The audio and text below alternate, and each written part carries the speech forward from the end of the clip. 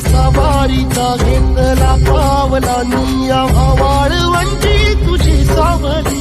गळा भेट घेण्या भीमेची निघाली तुझ्या राम घोषात इंद्रायणी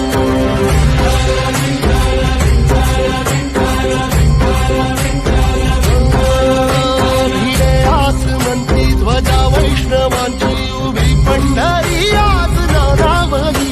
तुझे नाव ओठी तुझे रूप धानी जीवाला तुझी आस लागली जरी बाप साऱ्या जगाचा परी तू आम्हाला करांची तू माऊली